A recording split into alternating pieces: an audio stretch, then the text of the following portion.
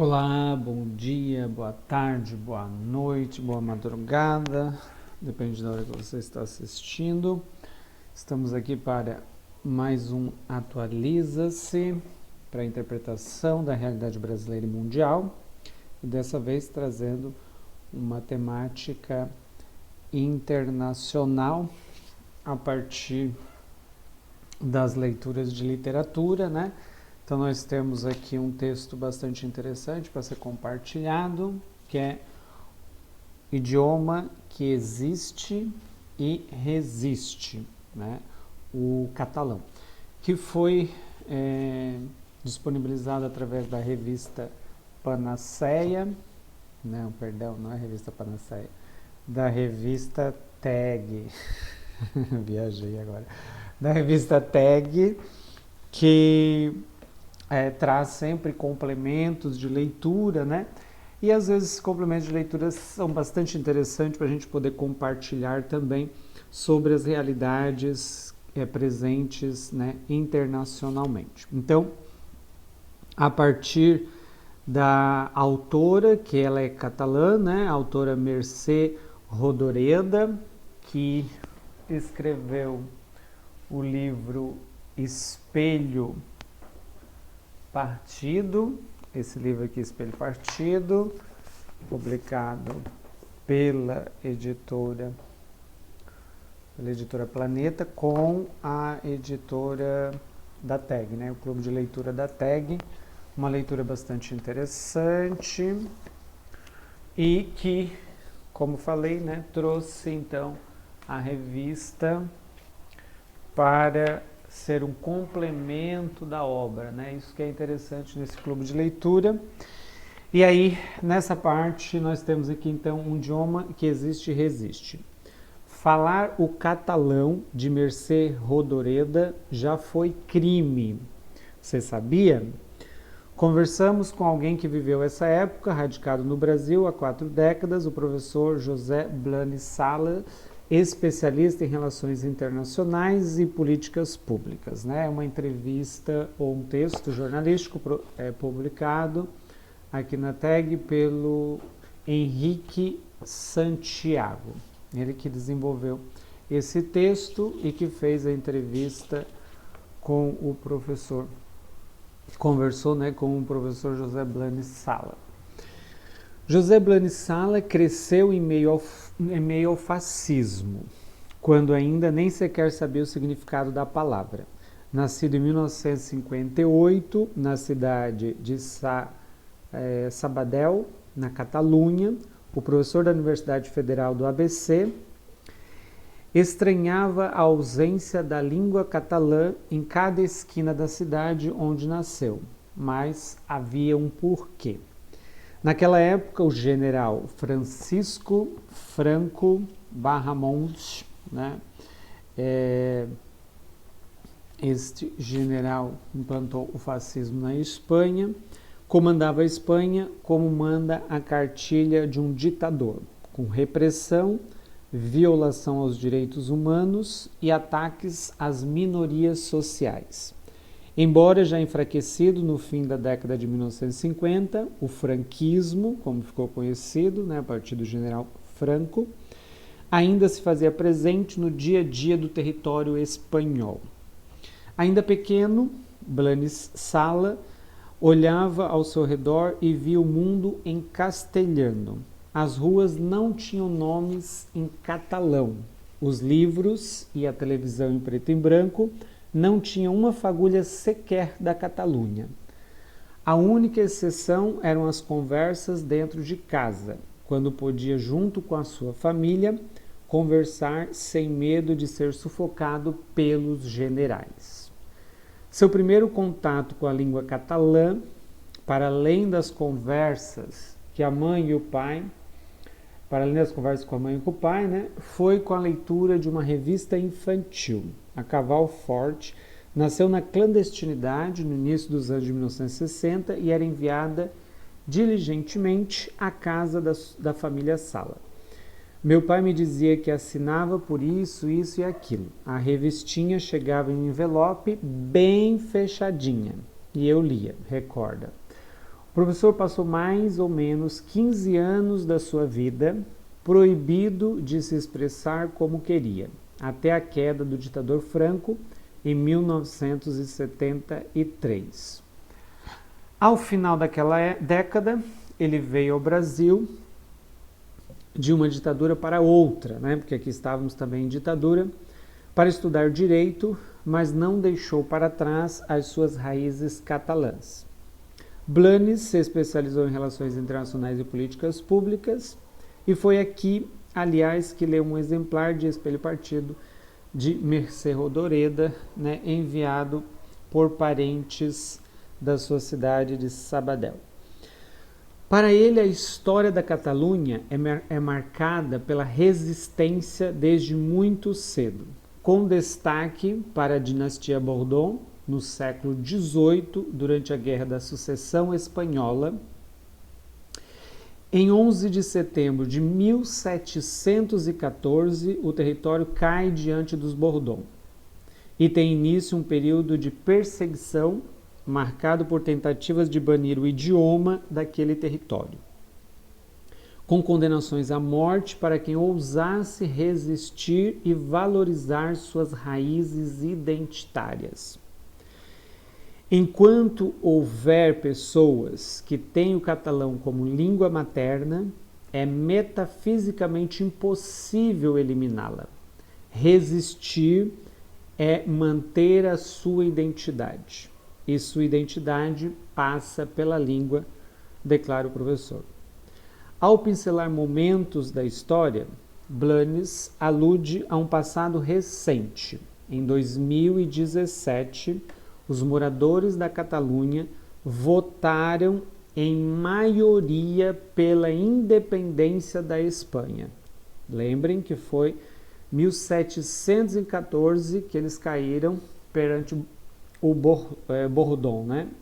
E em 2017 a luta continua nessa resistência contra o governo espanhol, né? Então, votaram em maioria pela independência da Espanha.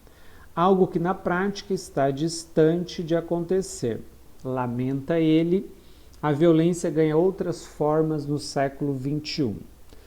Um dos flagelos impostos atualmente aos catalães é a perseguição à arte.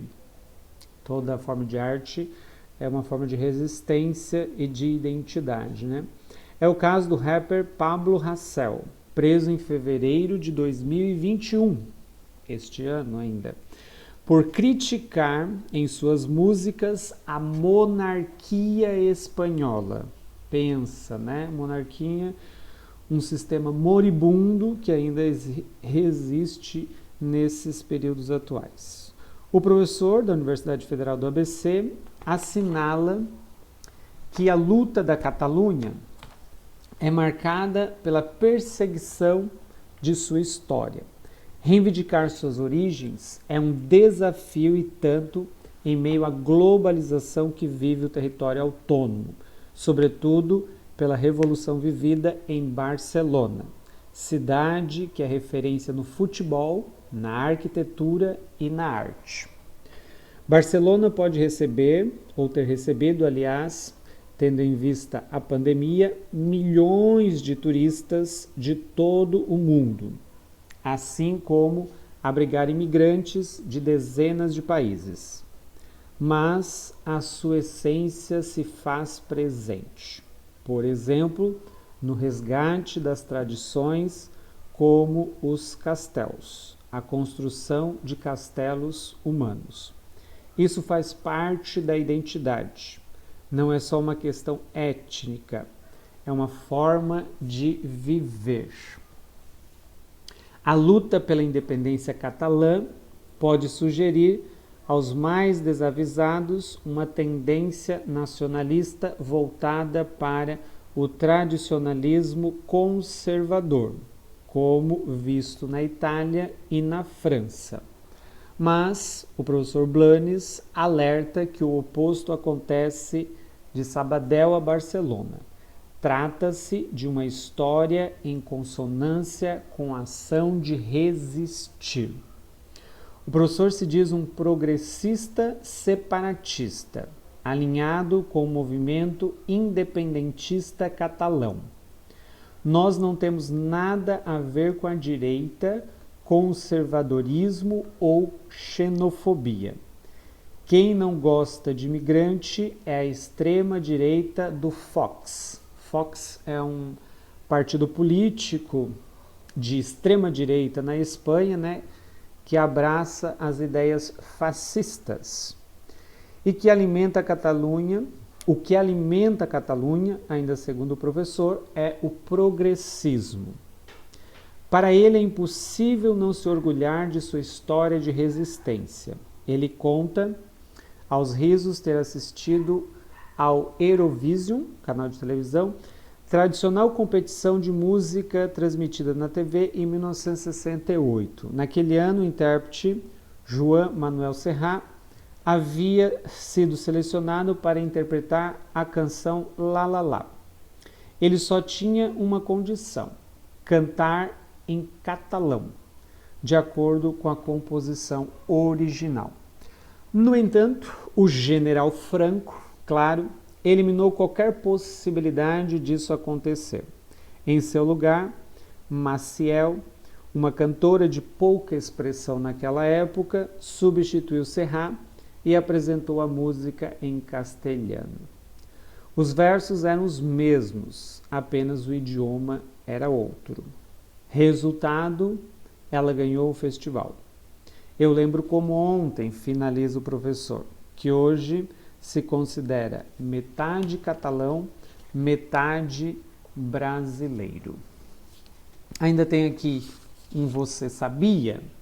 O regime franquista, ao qual José Blanes Salas se refere, foi um sistema político ditatorial adotado na Espanha após a tomada do poder pelo general Francisco Franco. Entre 1936 e 1975, a aplicação de um modelo fascista suprimiu direitos da população, atacou minorias sociais e proibiu, entre outras coisas, o uso do catalão como língua, né? Então, uma forma de você reprimir as minorias, tirando a sua identidade, principalmente a questão linguística, né?